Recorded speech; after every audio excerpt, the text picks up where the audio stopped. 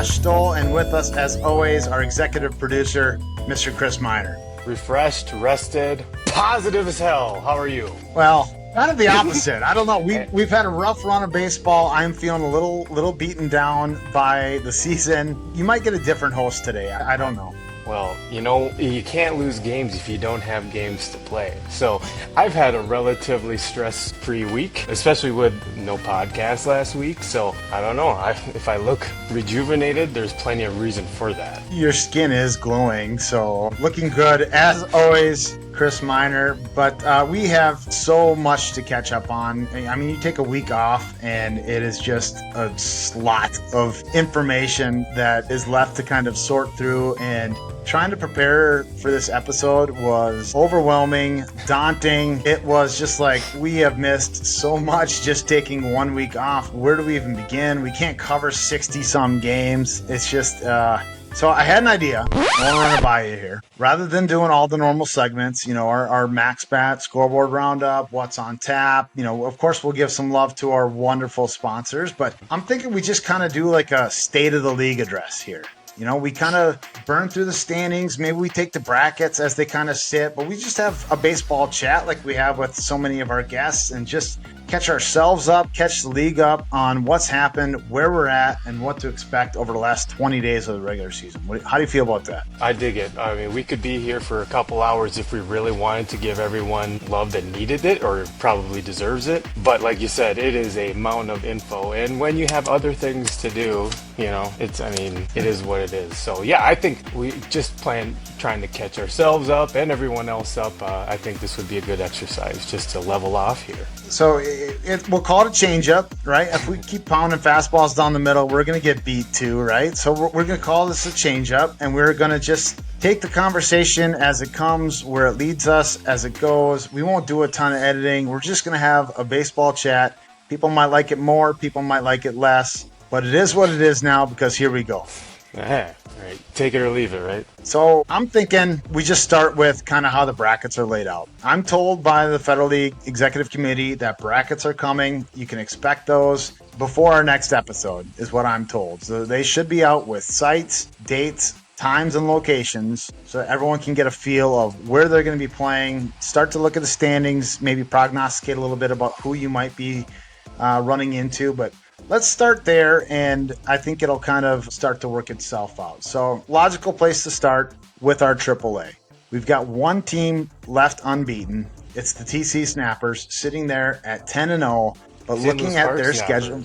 Thank you for the correction. Yes, the rebrand. Yes, Mr. Wilson would be proud. Well, I called him Joe the other day, and he corrected me to Jeff. So this is in essence the pay it forward, pay it back.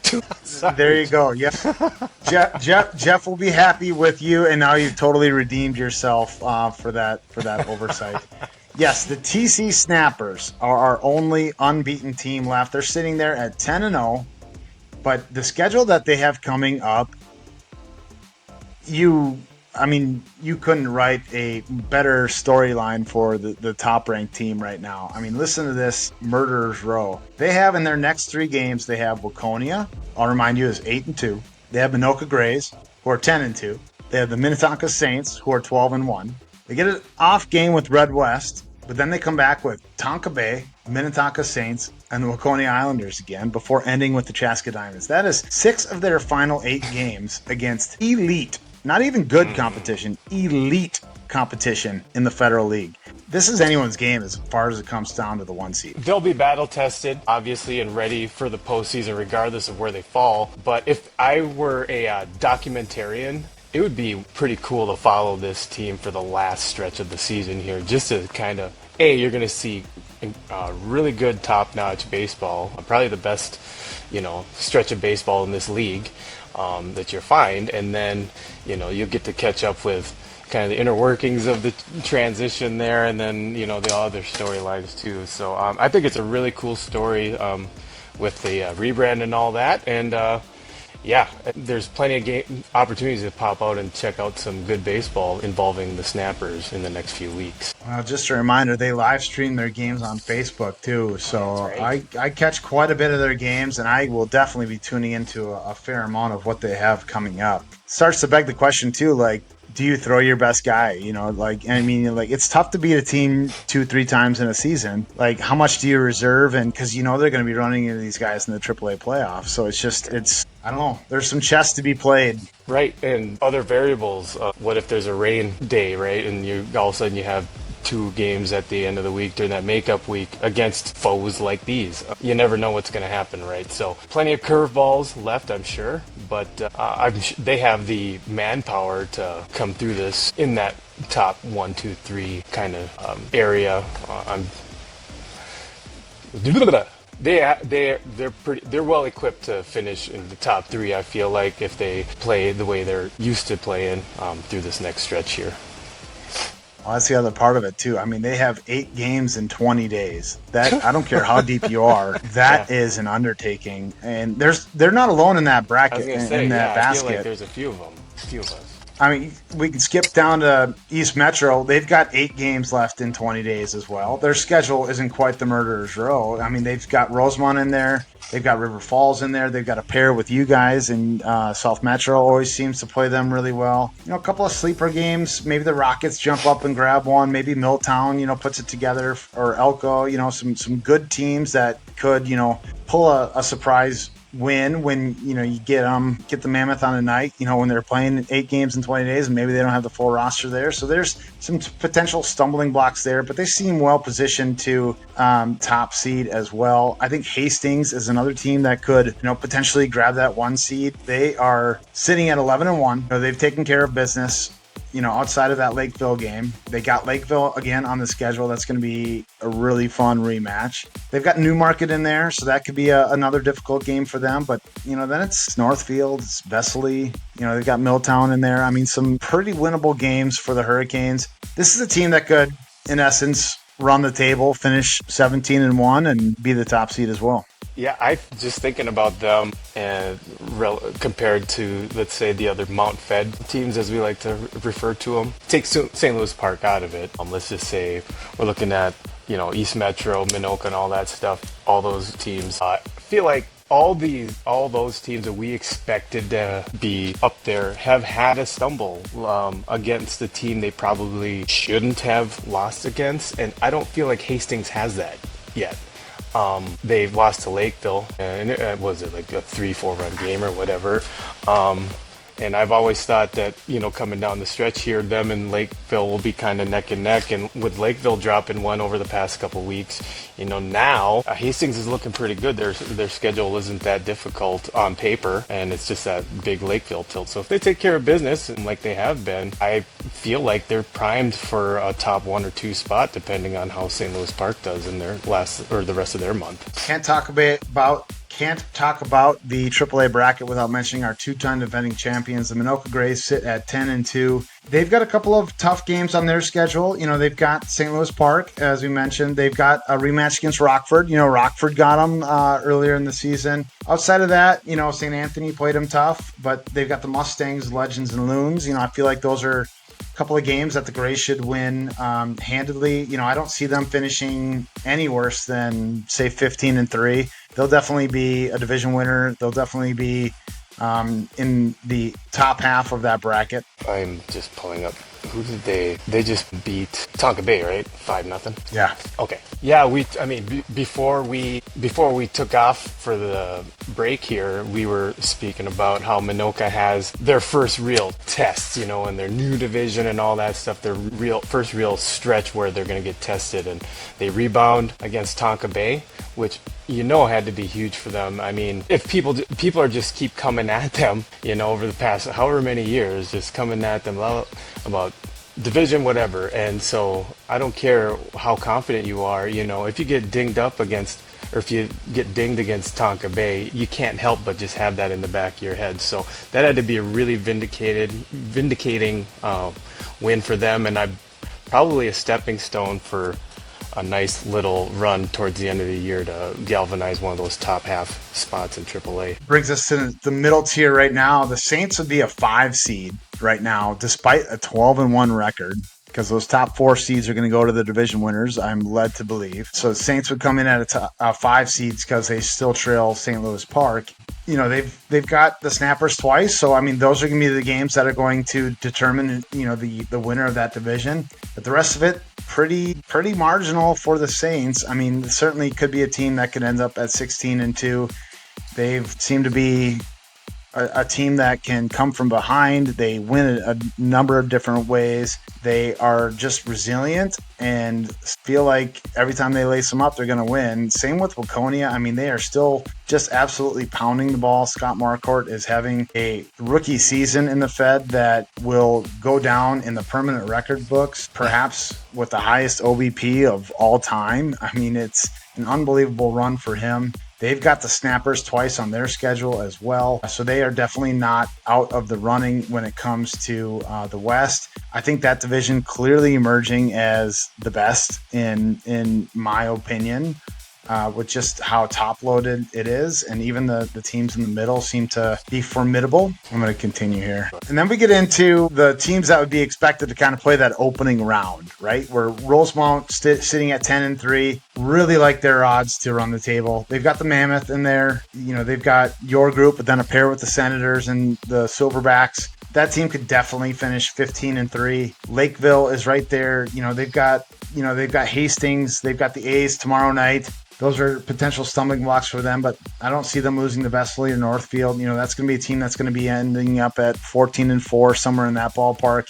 Tonka Bay has 3 losses right now. They've got the Snappers again on the schedule. Rockford has wormed their way right now into the AAA discussion. Just straight by winning percentage, Newmarket holds on to that 10 slot by just a couple of points, but Rockford has a pretty favorable schedule down the stretch here as well. They've got Red West, Capital City. Of course, they've got the last game of the year against the Grays. That could be the one that determines, where they play. But it's going to be a race really between, I would say, maybe 12 teams if you extend it down to River Falls. Maybe Elko gets in the mix. Our top 10, our AAA is really starting to take shape, and I think we're looking at really, truly 11 teams for 10 spots. I agree, and I'm afraid it's just gonna come down to a fluky thing. It's whoever, like last year, for instance, Tonka Bay, with the season they had, ends up in the 1 seed in AA, right?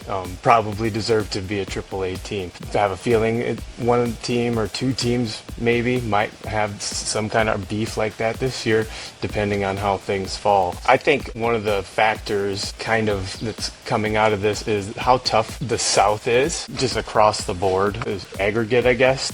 Newmarket having to deal with Lakeville, or I guess I don't know what Newmarket having to deal with their division foes going down the stretch here. I know they've been pretty much a powerhouse and figured it out and been sitting in that 10 spot all year.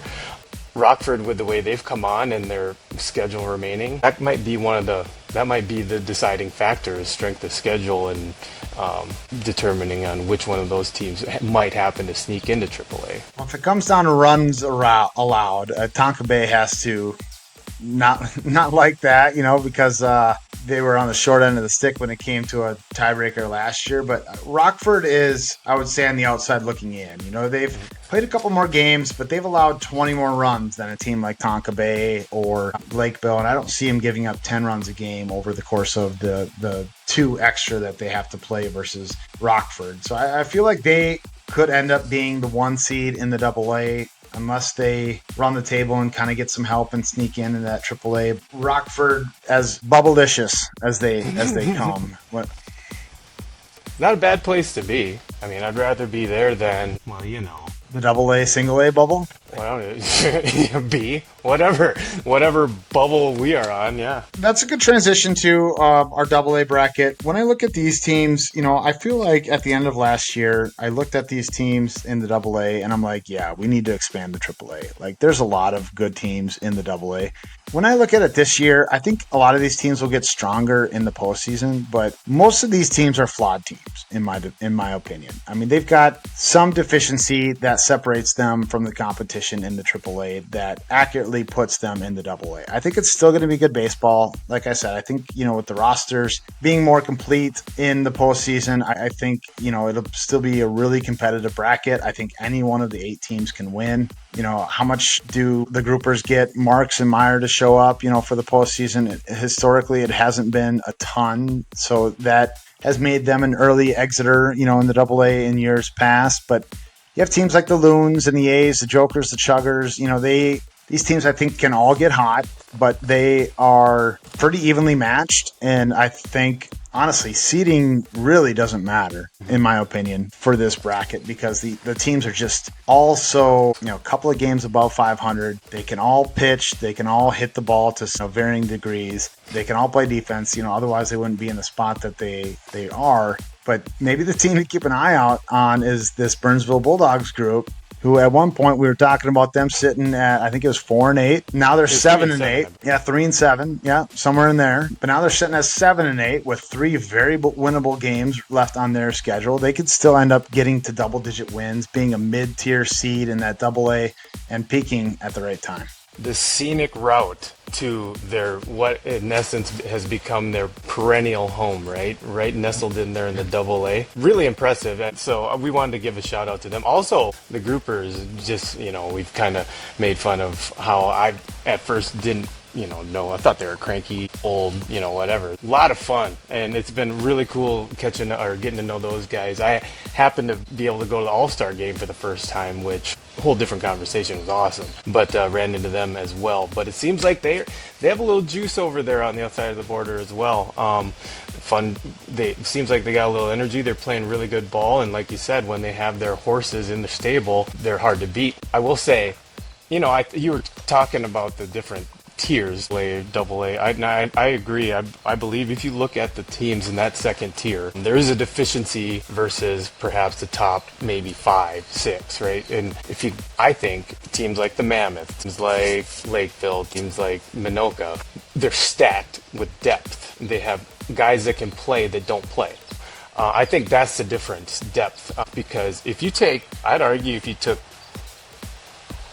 from the top third of a single A, and you took their best 9 or 10 of any one of these teams and pit them up, you only get 9 or 10 guys to play with. It doesn't matter if you have 15. So I feel like on any given day, 1v1, anyone can be beat by any of these teams here. That's the parity in this league has gotten so much better just because of the influx, I believe, of the new pitching that's come on and just found their way across all these different teams in the league. So just an interesting thing. I think AAA is pretty much set, like you said, with about a dozen teams there. But this AA bracket, you very well know, is a beast in itself, especially at tourney time when everyone shows up. The team I expect to kind of drop out of that consideration, they are sitting right now as the 7th seed in that bracket, is the Minnetonka Mustangs. I feel like they've been a group that's been surprising, to some degree, to us. They're sitting right now at 6-6. They've got a third of their schedule remaining, but it is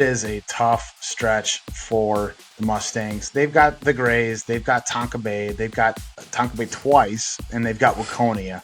I feel like it's going to be midnight awfully quickly for Cinderella and the Minnetonka Mustangs. I expect them to plummet deep into the A bracket. I think the team that could potentially jump up and rise up first on my list is going to be the JTs. This is a team that beat the Mammoth. They've got some tough games left on their schedule. They've got River Falls twice. They've got the A's. They've got your team.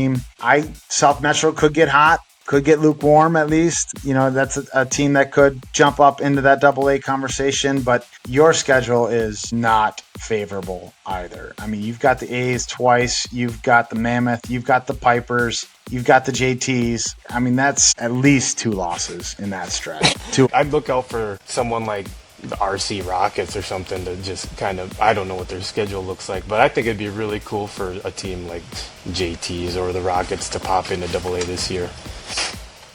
Yeah, I mean, the JTs have just been an absolute stalwart in that B bracket. That's just, the two are synonymous with each other for so long. To see them jump up and completely bypass the A and make the AA, I think would be, great growth trajectory for them. could potentially make a little bit of noise there. They've clearly shown that they can play with some of the best in the league. They lost an extra inning games to the Pipers after they already got them once. So I feel like that team could definitely jump up in the standings. The rest of the A, I think, is going to be pretty mired into where they are. Teams like, there's a whole host of teams sitting at 4 wins. The Rockets, the Silverbacks, the Vulcans, the Angels, the Voyagers now get a win last night, and they are sitting at 4-10 with just a couple of games left. But I think most of those teams sitting at 4 wins are just too far back with too little to play to make any headway up, and I don't think the teams below them have enough punch to catch them. So I think the A bracket is another one that is pretty solidified as far as who's going to be there. There's going to be a team or two that shift up or down, but I'd say there's a solid 6 that we know are going to compete there. Yeah, I can't help but, just when you were naming off some of those teams there, I can't help but think that the common theme amongst them is just the best dudes and the best guys to hang out with in the parking lot, with the exception of a handful of you upper echelon teams. I know you guys are all fun. I'm just sour because we're having a shitty season. We're going to go ahead and refer to, let's just say, A and down as the fun bunch. The fart and laugh group. No, we're not. There you go. Yeah. We're the fart and laugh group. It's funny no matter how old you are. So, yeah. What is guaranteed in the single A and B bracket also is a good parking lot for the weekend. So, yeah. No. Yeah, it'll be all right. No, that'd be a fun site to be at for sure. If that's at Big Willow, might have to cruise out there for at least the lots afterwards. St. Anthony's a team that is sitting as the number 1 in the B. I think they're a team that could jump up. Yeah. They've got the Angels, Cannons, Diamonds, and Legends on their schedule. That could be as many as 4 wins for this group. They've had so many close games against good teams that they just weren't able to get it done, that I think that team could certainly, get hot down the stretch, maybe finish somewhere like 7-11, 8-10, and get into play their way into the A. Maybe potentially, be a deep run for them. But the rest of the group sitting in the B, they've earned their spot, I'll say. Sure. And it's a tough. I think if you were to ask any of those teams kind of coming into the league what their expectations were, I don't know how lofty they would say. I think it kind of is what it is. I wanted to give a special shout out to the Cannons for their notching their first couple wins over the weekend. What Lions team went winless? Johnny Morton's Lions team. Yeah. They can sleep at night now knowing that the Cannons aren't coming for their title. The Cannons fans can take the grocery bags off their heads now. They get a couple of wins over Red West, another team that has just a laundry list of issues ahead of them. But Cannons sitting at 2-10, with their guys, if they get healthy, they could definitely be one of the favorites in the B. Maybe, I don't know, Eden Prairie, showed the ability to make a good tournament run last year. They're your defending B champions. They could definitely be a team that could get hot. If Vesely drops into that, I feel like they could be a noisemaker in a B bracket. St. Michael or Chaska, if they fall down, I think become immediate favorites in a bracket like that. When you're looking at teams like Red West, I don't even know that they're going to be playing in the postseason. They're one of these teams, them and the Diamonds, they both have 8 games remaining in 20 days to play. And we know that they don't have the roster depth, they don't have the pitching to be able to sustain that. I am going to assume that there's going to be a handful of forfeits amongst,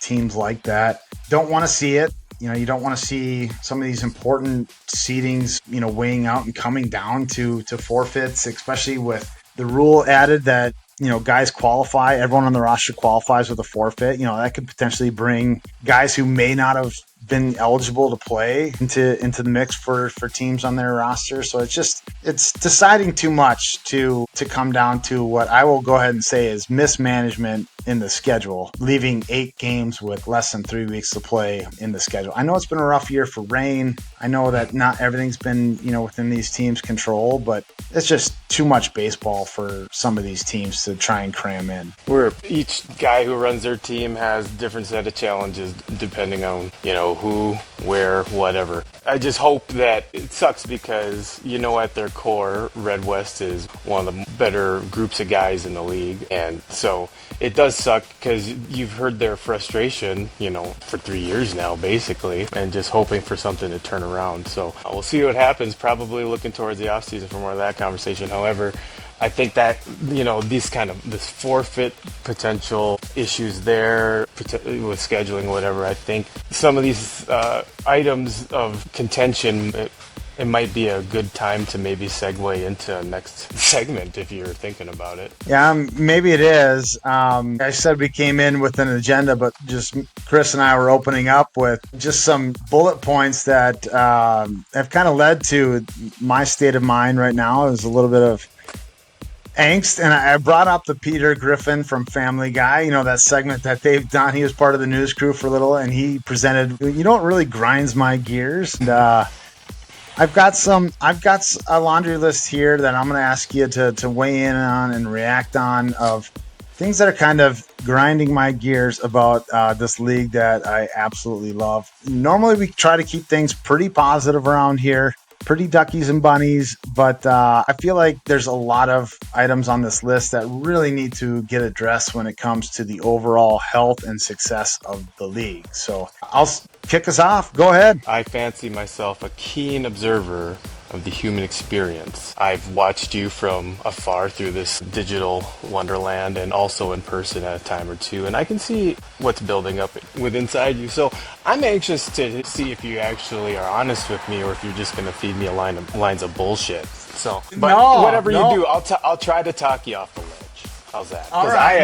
I have nothing to be appreciate it about. Yeah, I will share. I had some Leanne Chins yesterday, and my fortune cookie said, if remain positive and opportunities will abound your way. And I'm totally bucking that, and I'm going to just open up my gripe bag here, but hopefully you can bring me full circle on some of these things. All right, so the first thing that really grinds my gears is the stat entry. We've got a handful of teams that aren't putting them in. Now, this is a bylaw that we passed unanimously. All 34 managers agreed to this. I understand the challenges of the website. I understand it's not the same as it used to be. I understand that it's a little bit difficult to navigate. But there's got to be somebody on your roster that can help you figure this out. There's got to be some resource in your life, a daughter, a nephew, a brother, a coworker that could just take a look at this and say, hey, all right, let me help you figure this out. So we got to get those in, but I'm the kind of guy that doesn't like to just bring a problem. I like to try and bring a solution. So I'm going to make an offer right here on the Fed Up Airwaves that I'm going to create a Excel template that will allow teams to plug in their stats into an Excel template and submit those to the league that way. So you have no more technology gripe. You just put them in Excel. Everyone can run Excel. And that way you're still submitting it to the league. You're still getting them in. We still have eligibility requirements that we're fulfilling. But that way we can leave it up to Lars or I or Jamie, whoever it might be on the EC that are going to be able to get this out to the masses. But we need the stats. You got to put them in. It's part of the rules. It's part of the beauty of this league. Get them in. Yeah, when it's one or two teams, whatever. But as it's starting to grow, then you start to become concerned. I like your solution. First of all, it's refreshing to have someone come. I am just putting on my Jostradamus thinking cap here, and I just see people at the board meeting bitching because they don't have Microsoft Office or they don't know how to use Google Docs. And I will tell all of you, I've done some of this video stuff and the Twitter stuff for the Saints and all that stuff. It's always just been my thing. And as the work has piled up and now we're doing this and whatever, asking people for help is such a foreign thing, but it's wild when you do it. And somebody is there 2 seconds or has it, or ChatGPT might be able to help you out. So there's avenues there for you, but I agree. It is important. Once you fall behind 1 or 2 games, you're kind of screwed trying to play catch up. So stay on top of it. Yeah, totally agree. And this is, I do feel like it's one of the distinguishing factors in our league between every other league. It's what makes our league great. I will tell you that I'm a little bit of a nerd when it comes to preparation, not only for this show, but for, our team. Like,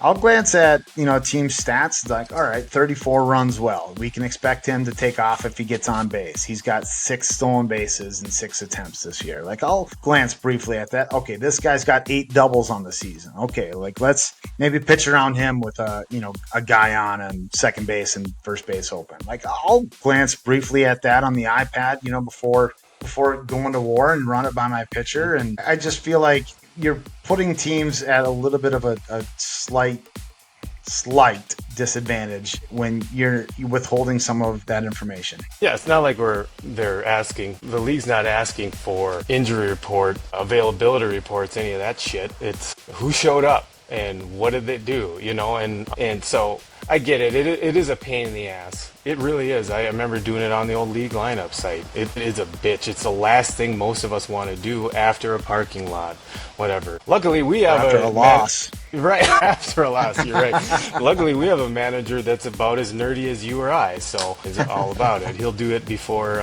he showers, I feel like. So, yeah, get him in. It makes it more fun for everybody, and, it cuts down on all the bitching back and forth. All right, so we've beleaguered that. We've got to move on to the next thing that really grinds my gears. It's in the similar vein, though, and it has to do with the website. It's roster compliance. You've got some guys that, I'm not going to call people out on this, but, guys who've got 34 guys on the roster, right? We've got guys they don't have jersey numbers on the roster, right? And it's like, come on, we got to hone that in because we've created this environment in the postseason that relies on, not pulling the wool over people's eyes in terms of who's eligible and locking in rosters. We've got rules around all this stuff. Again, we've agreed on all of this, but get your rosters in compliance. That really grinds my gears.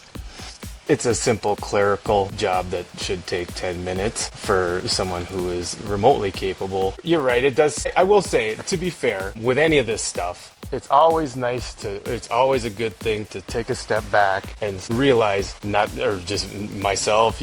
everybody operates like me. Not everyone operates like you, So what is important to you or me about this playing in the Federal League to another person who runs another team, it might not be as, and I get that.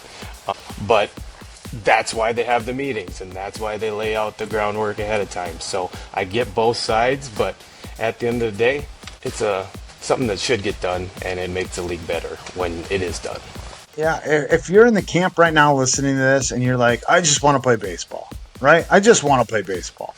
Well, then go join every other league. Go join the MABA. Go play your 8 to 10 games a year. Don't enter stats. Don't care about the roster. Don't have the perks of the website. Don't have a podcast. Don't have Lars's weekly, USA production, right? Don't participate in all the frills. Otherwise, don't put your hand up. Don't unanimously pass these rules. Maybe there's a contingency that's with you that will break off and decide that it's better for them. But I feel like we have a standard. We need to live up to it. Sure. No, I agree. And it might, on certain days, this might seem like something trivial. We're nitpicking. Oftentimes, we were trying to find flaws in Minoa grades. Well, we're trying to find flaws in a league that is absolutely humongous, that runs about as well as I can imagine a volunteer league can run. I don't get why people have so much to bitch about in the fucking first place. I love doing this, but it's my time. You're doing your time, Lars. Everybody, it's their time.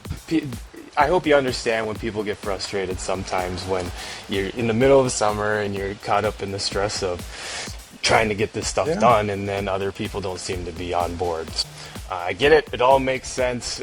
It'll figure itself out. But at the end of the day, it's nice. It's not the end of the world, right? So. Well, one last note on the website. There are teams who don't even have their 18 games on the schedule. Yeah.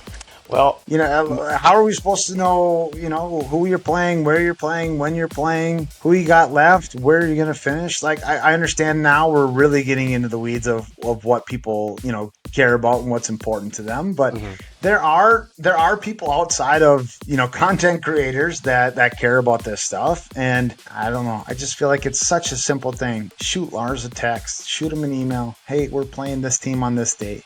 Done. Yeah. Anyone with any technical ability can figure that out. Pick up a phone and call them. Like, it's just not that hard. I think, well, I'm a creature of habit. Most of us are. A guy who runs a team, I know our guy likes to get out in front of the schedule as fast as he can in the winter. And I think the whole website, entering games, all that stuff, snafu to start the season, kind of put a lot of people behind the eight ball. And I think most have been able to figure it out. But if you're a guy or you're a coach that's, we're fucking putting our 20 games in March and we're done, right?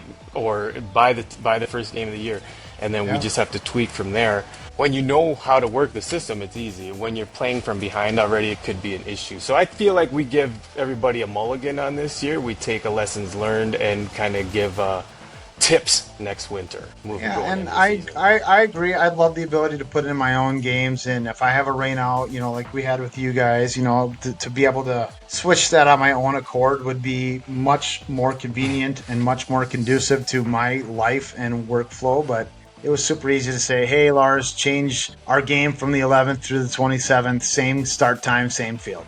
Like that was all it took, and that now is good to go. But all right, enough about all that. I'm going to shift my focus from the website to maybe the league committee itself. I feel like, and I guess I have to include myself in this because I sit on the board, but we're falling short in some areas from the league in this regard as well. And I feel like our biggest miss right now is not having the playoff brackets out. Like, I feel like this is something when Todd Haig was doing it, he used to have out in the month of May. And I remember our first league in the Fed, I could look ahead and I could say, all right, well, 4 games in, we are the 8th team in the AA, and we would play the 1 seed in the AA. We would play at 11 o'clock at Alley Magnet. Nice to know.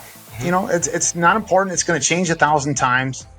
But it just feels like it leads itself to more organization, more visualization, all of the Asians that go into it. But I just feel like that has to be out, and that has to be out yesterday. Especially with guys at this age and the context of the summer and everything, and people just like to have a gauge of where they might be able to fall. And I think most teams know who they are and can kind of dial in on that based on whatever the bracket looks like. So you're right, it is nice, especially August, tail end of summer. Everyone's trying to sneak in their getaways here and there. So the sooner the better on that, because as everybody else on that might, all 100 of you that are watching this thing, if you have a partner, each weekend in this climate is in the summertime is a treasure. So if you piss on the seat one weekend, you're going to hear about it all winter. So let's get the damn bracket done so some of us can plan. Some of us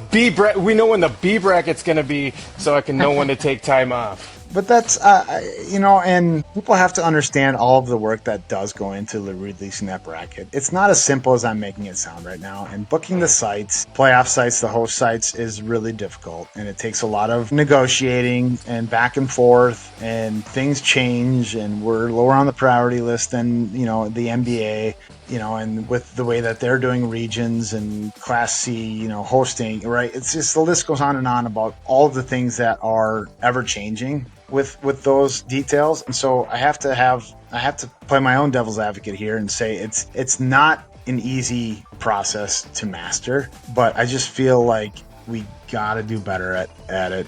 We're now 22 days away from the postseason beginning. Wow. People need to know where they're playing, when they're playing, and obviously we're not going to know all the details until all the games are complete. We've still got a third of the season to go here over the next 20 days. You start to get an idea. Like we just mentioned, 6 of the 8 teams are pretty much locked in. Okay, we can look, we can see, we're going to be at Big Willow. All right, so everyone plan. We don't have any games on the weekdays. We're going to be playing Saturdays and Sundays. But, I feel like it may come as a shock to some AAA teams that from what I've heard, they're going to be expected to play during the week. And that's a change for the Federal League. And now if they're just learning about this right now, right?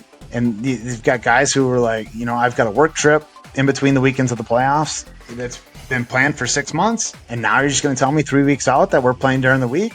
I mean, maybe you should have had the foresight to, hey, there's more games. There's 4 more games now that need to take place because there's 10 teams in a double elimination bracket. We got to find time to play those. We got to space them out. So maybe they should have had the foresight, but it's just the devil's in the details here, and we got to get those details out as quickly as we can. The shitty thing with this is, like you just stated when you started, it is a tough job, and I think what goes kind of unsaid a lot of times is, and I'm glad we're kind of talking about it now, the people who run the league get their fair share of criticism, warranted or unwarranted, whatever it is. But at the end of the day, it is a lot of work to change small things on such a big scale as far as teams and players and stuff. So everything that they do, I get how tough it is and how it is hard to satisfy, you're basically 500 people, right, who are looking for it to be one way or the other.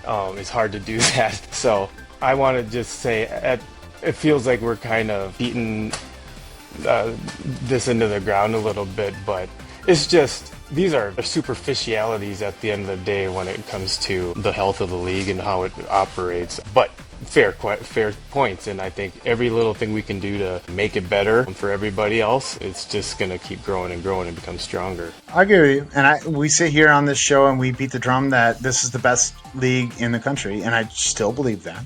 But being the best means you have to be good at some of these really seemingly insignificant to many details. I just feel like on the whole, everybody can get a little bit better. And I understand the people who are working the hardest on this are not paid. They are managing their own teams and rosters, and they are adding hours and hours and hours to every single one of their weeks throughout the summer to, pull some of these details together. Let's do it. Let's get it done. But also, hey, all right, have fun. I've only got a couple more here. Okay. A couple more here. We've still got a team or two out there that hasn't paid their team dues for the season. Their league dues. They haven't paid their league dues yet before the season. And that's bad. Like the league relies on that money to get stuff like this done, to negotiate home sites, to buy their insurance, to do all sorts of things for the postseason run. And if they don't have everybody's financial participation, it just makes it that much harder. So that's the least we can do as managers and players, is make sure our team dues gets paid. Enough said about that. Again, not calling anybody out, but if you haven't paid those dues, get them in immediately. Let's go. Running a team, getting fees from your players or whatever, what you do. It's the minute money comes in anything, it just makes it weird. Especially for grown-ass adults with their grown-ass lives. So don't make it weird. Just take care of it, get it done, so it doesn't become an issue, because it is the worst issue to come up, and it just never gets right once you screw that up. That's right. Fast payment makes fast friends. You can write that down. All right. So that's those are words to live by. If you're a player who hasn't paid your manager or your team dues too, come on, man. Let's just be good humans. Let's just, get that done, please. I understand people are living check to check, and, it's tough and we've got bills to pay, but we've signed up for this commitment. Let's honor the things that are required. I've only got one left on my list, and I say this one a little tongue-in-cheek, but I feel like it's one that we all can kind of rally together on. You know what else grinds my gears? Umpires. Umpires grind my gears. Wait, hold on. Okay, before you do this, I know Joe probably watches this. He's probably one of the only umps that does, because he's been on it. So just tread lightly. Just don't bite the hand that feeds you, because you're going to be bitching about an ump next week and we're not going to be able to play, and then we're going to have one of your 30th guy calling strikes from behind the mound. So just be careful. No, I appreciate the the warning.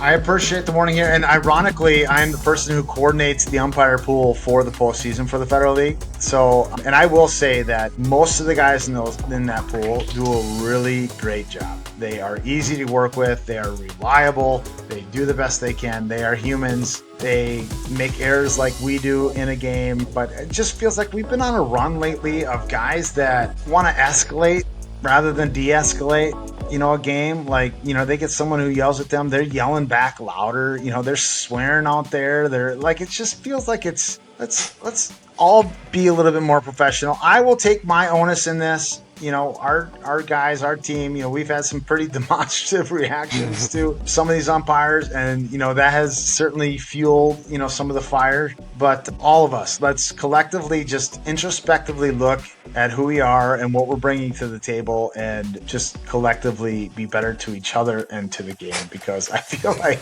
it'll make it much more fun. So you kind of solved your own problem right there. Well, you told me to tread lightly. Yeah, well, see, I'm glad I got out in front of that, because I'd hate to hear what you actually had to say. Okay, so I feel better now that I've gotten that all off my chest. I'm ready to return to a positive mindset where I'm contributing with helpful contributions and positive thoughts. That's really who I am at my core, believe it or not. Yeah, that felt good to kind of air some of those grievances and just have that discussion. But honestly, I like to think that I have my ear to the ground on a lot of these issues league-wide. Love to use this platform to hear what the league thinks. Let's get the Twitter stream going again, on some of these things. If you feel the same way, let me know. If you totally disagree, let me know. I could be way off base on a lot of this stuff. I fully recognize that. Maybe I'm asking too much, or maybe your standards are too high. If the majority of people feel that way, then let's vet that out and make the appropriate changes. But if more people are in my camp, let's have some strength in numbers and hold people to the high level of accountability that this league entails. Well, I'd say that we kind of live in a vacuum here. I don't know if you've noticed, but on Twitter or on YouTube with these comments or with the podcast, the same people seem to be engaged all the time. It primarily seems to come from a core group of people, and so I feel like when issues are being brought up, it's often from a very, very small, percentage of the actual number of people that are in the league in itself. So we might be, nitpicking, and we might be, most of the people might be cool with everything. People might be indifferent, or they might care and just didn't know that there was a vessel to express it. So who knows? I think it's a good idea just to keep spreading the word on this, and the Twitters and all that, just to keep the conversations going. Especially at this time of year, we're ramping up towards the tournament, and let's be honest, we literally have about a month and a half, 2 months of good competitive baseball, and then it's back to prognosticating about 2026 and looking forward to the meetings next year and all that stuff. So getting it out sooner than later, obviously, always better. And I'm glad you were actually able to vent, because I've learned through my becoming a better self that just getting things off, it doesn't matter who to, it just does a world of difference. It just so happens you just did it to, I don't know, all 2,000 people that are watching this right now. 1,000, no? We're skyrocketing. We are the number one podcast to get up on all things federal leagues. No, I feel like some of that needed to be said. So glad I had a platform to be able to do that. But yeah, please, anyone else, please feel free to kind of jump on and contribute. We'd love to hear from you. Let's, on another note, I know that you had the ability to head out to Chaska and take in some of the All-Star Game festivities. I was a late scratch on that. My daughter had a state qualifier softball tournament, and the bracket just did not shape out the way I wanted it to. I was unable to join. When did they come out with their brackets, Josh? Yeah. Sorry. We're positive. Point minor. I was remiss to miss, and definitely wish that I could have joined and been a part of that. But tell us about your experience. How did the game go? Well, this Scotty boy had never been to the park in Chaska before, so there's that. Beautiful. Wonderful, awesome place. Golly. And I went there with the camera and stuff to get some footage. It was awesome because South Metro Saints had 2 inductees in the Hall of Fame. Wade Peterson, manager of the team, longtime manager, and Randy Comfort, stud legendary catcher who's getting both wheels replaced this summer, so he's taking a thing off. But it was good to get him some recognition as well, one of the best guys in the league. So yeah, I got down there, got to see the All-Star Game for the first time. Just, it's something about it. And this may sound corny, no matter what level it is, T-ball, Little League, pros, whatever. when you get into a spot where there's multiple teams represented and everyone's got the different jersey on, and it's just a hodgepodge of a mix of different folks, it's just a cool atmosphere regardless of what the game is or what level it is. So that to start was awesome. I think the people did a great job with the Hall of Fame ceremony and induction. The presenters all did wonderful. If you open your eyes and ears, you learn more and more cool stories around the league. It's, different guys that you might not have heard of before and stuff like that. So all in all, it was good to go talk shop with a bunch of people I've never really met in person before. Got to watch some baseball, get some footage of Eric splitting I didn't actually get to him splitting his leg out open on camera. I was actually moving, but it was a really cool thing. And I think if one was to come in blind wondering what this was and to say it was a 35 plus all-star game, they'd be like, no fucking way. Really? That's pretty awesome. So it was really rad, and just hope to get to. It's hard to get to them with summer schedules when you don't have to play. You usually don't play, so it was cool to get to one. Well, and I think that's another area we can ask for some feedback on is your mic'd up segment. I'm going to have you put that after the credits for people to enjoy on the back end of this. It was really fun to watch. Eric's a great player, a great character, and it was fun to just have that look into his personality and the game itself. So appreciate you bringing that to us. Maybe we, if we get some positive feedback on it, maybe we can do that occasionally, next year with some different teams, different players as well. Well, hopefully maybe try it out at the league tournament. That's a layup for me. It's right down the street, and there's going to be plenty of people, so there'll be plenty of opportunity to try to get some footage in here. That was kind of a last minute thing, just going down there, so I was glad we got what we got. So with a little planning and stuff, who knows how good it could get. So real fun with the start we got with it, though. Yeah, and you got the one, the only Herm Solomon with a couple of good snot rockets in there too. So you never know. You never know what you're gonna get. It's really fun. I think it'll be a good way to maybe have people get to know some of the other personalities in the league if we're able to do it a few more times. So a little bit different of an episode for us this week, but always love having baseball conversations with you, with our different guests. Next week, we'll be back to a much more normal and expected cadence for the show. We'll bring back all of our segments. We'll bring back the power rankings, what's on tap, our Max Bats scoreboard roundup. Still trying to work out a date with Max Bats to get up to Bruton. I really hope that will be our next week's episode. Really looking forward to bringing you guys on the inner circle of that, because it is just an absolute sight to be seen on how these things are made. So really looking forward to bringing you that from their headquarters up in northern Minnesota. But that is all the time we have for this edition of Fed Up. Looking forward to getting back into the home stretch here. We've got a third of the season left to play. So much more baseball is on tap. It's going to be fun to stay up on. Until then, stay fed.